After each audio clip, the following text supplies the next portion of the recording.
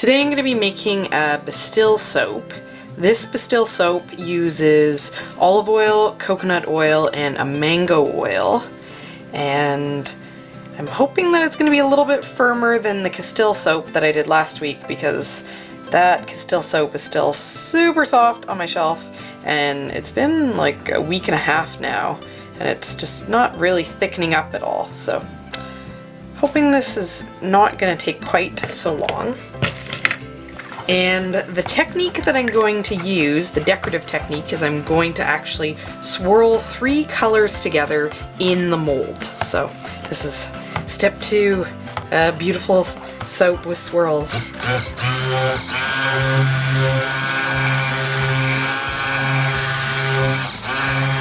Hoping that I can get it not quite as thick as I had it last time.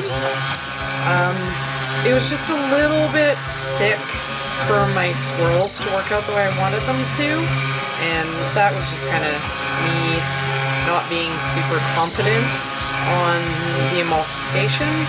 So hopefully I'm going to do a little bit better today.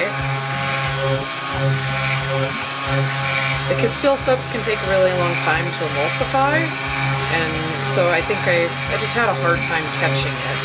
And this one's not going to be quite so bad, but it's olive oil. It gets really creamy looking, but I can still see a little bit of an oil slick on the top, which means that not absolutely everything is emulsified, but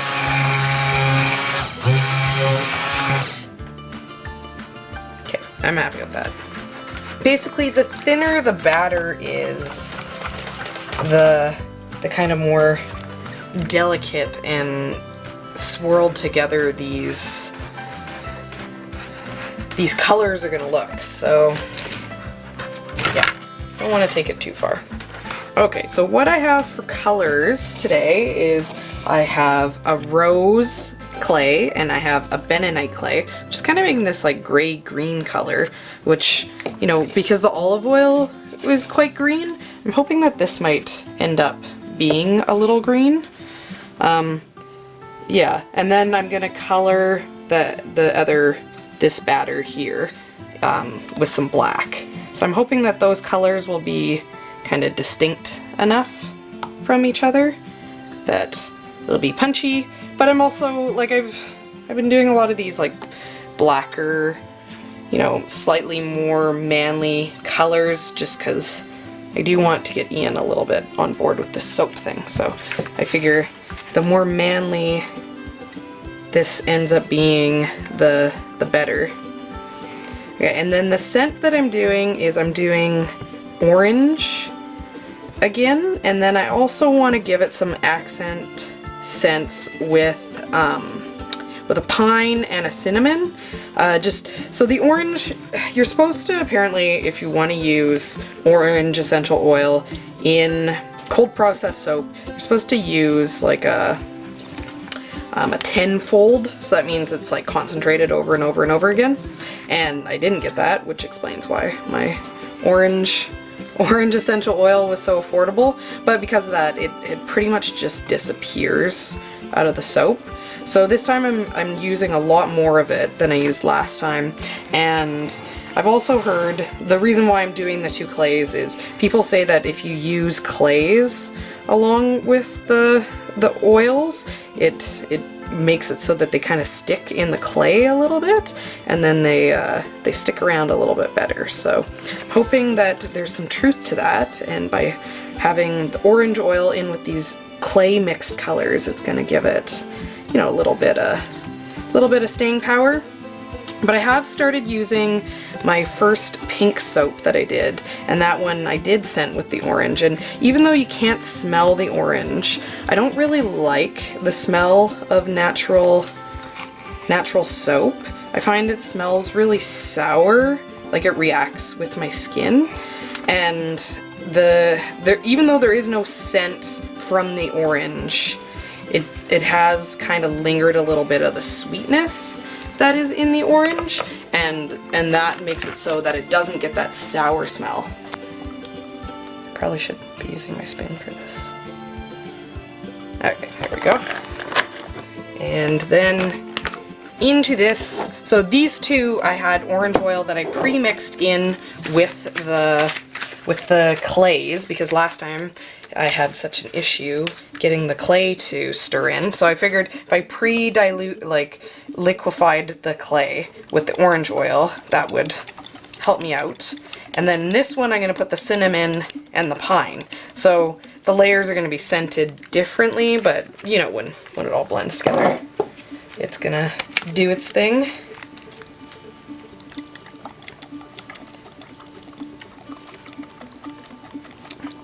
I found that the pine has actually been sticking because that kind of, what was the black with the little pink moon embeds. It's getting pretty close to being ready. It's on the drying rack, and it still has a bit of that pine scent. So, you know, with a little bit of this pine in with these two, that's, you know, hopefully even if the orange is completely eaten up, maybe I'll still have a little bit of this scent. You know, like I've said before, we're not necessarily looking for an overwhelming scent in our soap.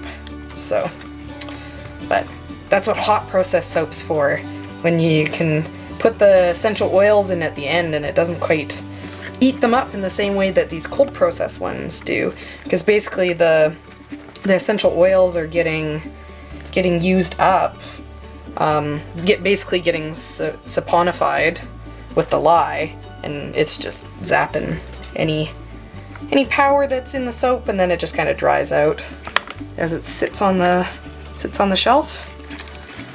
I guess I should have not stirred this with my spatula, because if I want to be scraping, I have this black spatula. I wasn't thinking I needed to use my spoon. So the idea with this, basically this is supposed to be like the most simple type of swirl there is that you can do. And the idea is you just pour it in to the mold, and then it just kind of swirls together as it gets poured in, and then you just kind of leave it. So let's start with the black. Let's do a big layer of black on the bottom, so it doesn't quite get as layered in as the rest of the colors, because we did have that issue last time with the black just being a little bit overwhelming.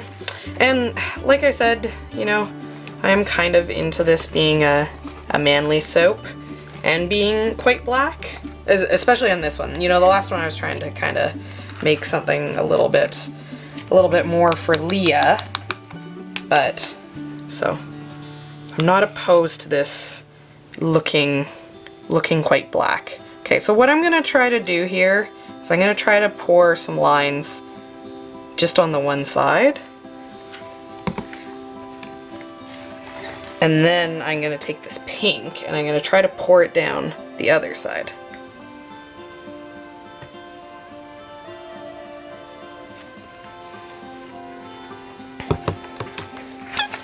Okay, you know what? Let's do some swirling. I wasn't thinking of doing this. I don't have anything to swirl with. Okay, let's use this black spoon. Okay, I wasn't thinking of doing this, but now I'm kind of like, let's try to like kind of swirl this inside of the black, those lines that I just pushed in.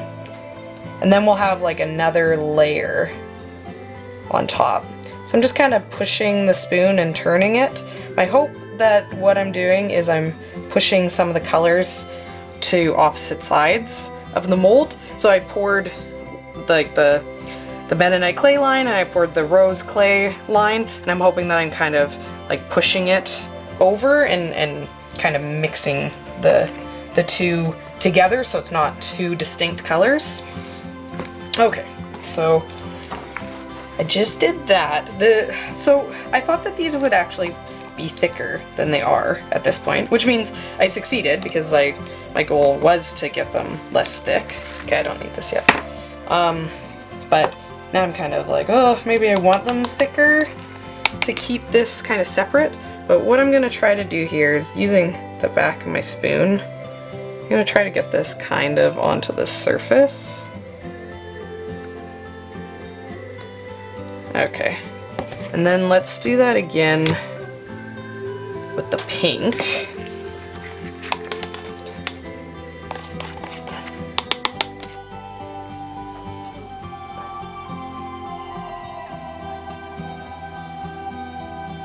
So what I'm trying to do is not drop it too far into the soap to kind of keep that swirl thing that I've just done there, so that I almost have like a layer of different swirls on top is my thinking. But of course, I'm not gonna know. I'm not gonna know for a couple days. But you guys might get to know right away, because I'm going to show you right after in the video. You'll get to see what it looks like. Okay.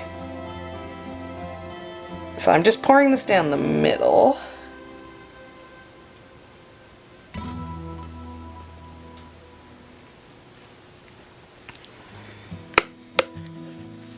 Okay, so maybe I'm gonna keep doing that. Pour down the middle with the last of this.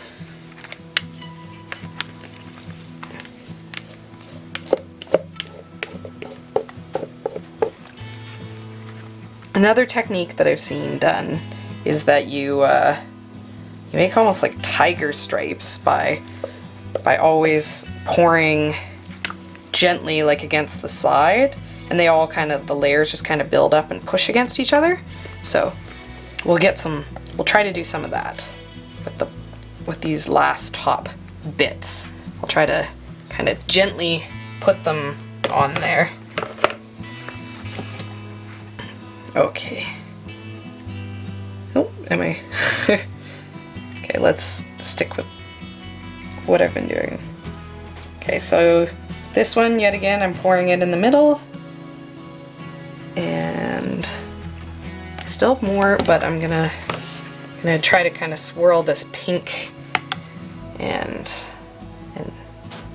yellow together by doing like these multiple times.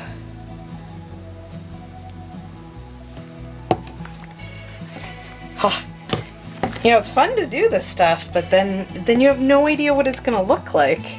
But I have to say, this is working out a lot better, like from what I think it is doing, than it was last time with the in the pot swirl.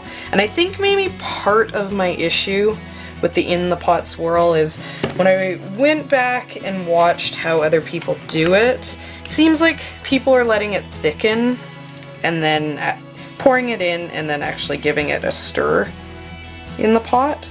So I probably could have done something like that. Okay, I don't know, maybe just keep doing this for the top.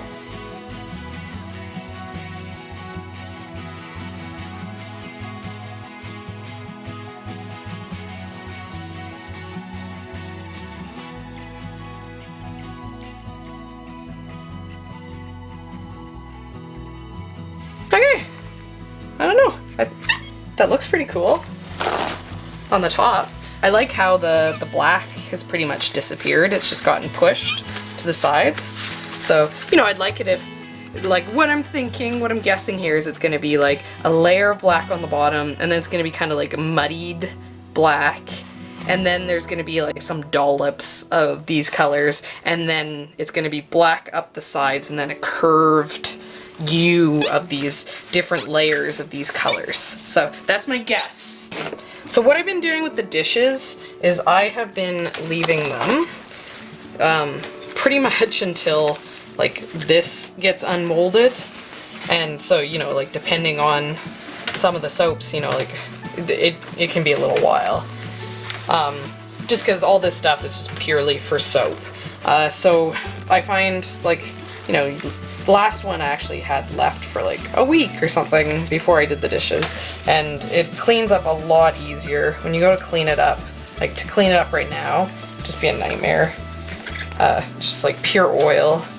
I am back here, and it's actually only been 24 hours, and what I did with the soap this time is at about 18 hours after making this, I took this and I put it outside because it's cold outside so that it could freeze. And then the thinking was that tonight, after I put my kids to bed, I would be able to try to unmold it, because a really good trick that someone gave me in one of the comments is that if you freeze the soap, it will unmold easier. So, giving this a try, and so far it's feeling way easier than it normally is. This actually, I can feel it releasing out of the bottom of the mold, whereas normally it likes to fight me, but it still is sticky. So, wouldn't really be Serena making soap if everything cooperated, but I'm very excited to see what this is gonna look like. Okay, here we go. Oh, look at that. That looks pretty cool. I like that. Okay, moment of truth. Let's cut it in half. See how it looks.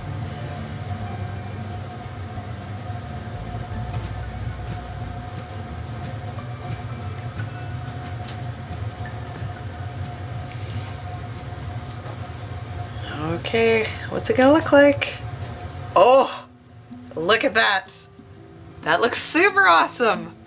Oh, I think I've done it.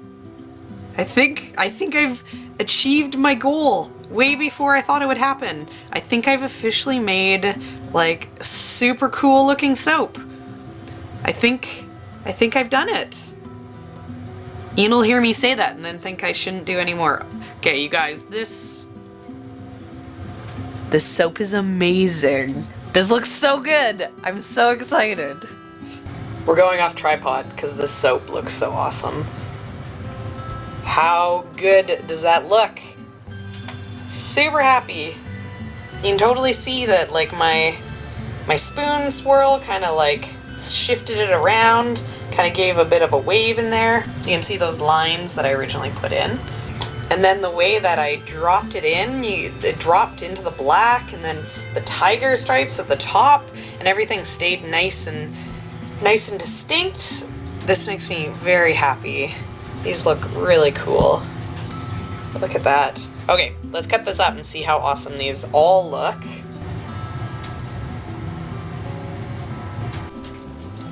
Look how amazing all these soaps look.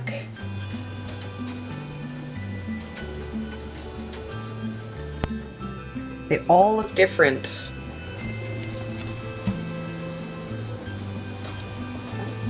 I want to look at these like all night. I'm so happy with how these turned out. I had no idea they would look this good. This is like best case scenario. I never thought these would be this awesome. And so that concludes the Serena Tries to Make Beautiful Soap series, because obviously I've achieved it. Obviously goal, achievement unlocked.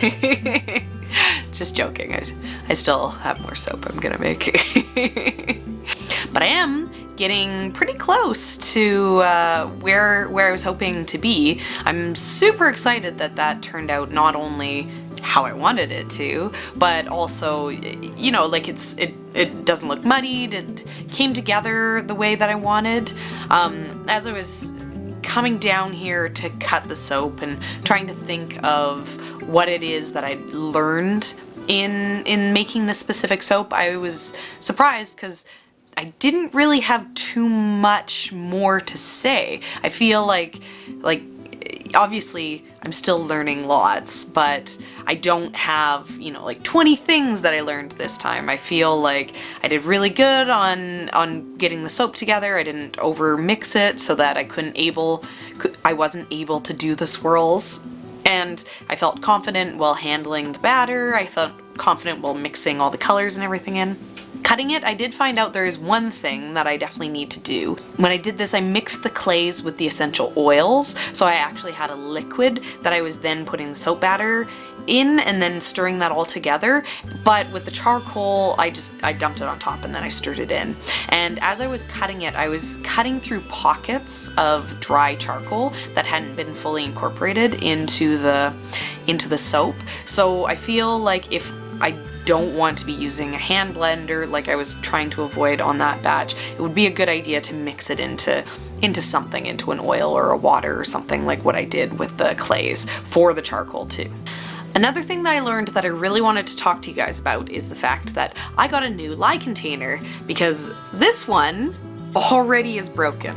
There's already cracks in this container. I'm super glad that I checked it before I poured in the water to make my lye water, because, you know, depending on the lighting, I wouldn't have necessarily seen those thin plastic cracks. I don't know if it's showing up on the camera even, but this, you know, in just 5 batches of soap, this plastic container has been destroyed by the lye. So when they say be careful with the lye, be careful with what you're using, like, they mean it. Like, this right here is the lesson of why not to use glass for me looking at this. Going into the soap making process, one thing that I was really excited about was the idea that I could make these soaps all natural, that I wouldn't need to use fragrance oils, I could use the essential oils, and that I didn't have to add dyes, I could just use natural ingredients. And so far I've been really happy with how dramatic and how different the colors can seem with using those natural ingredients.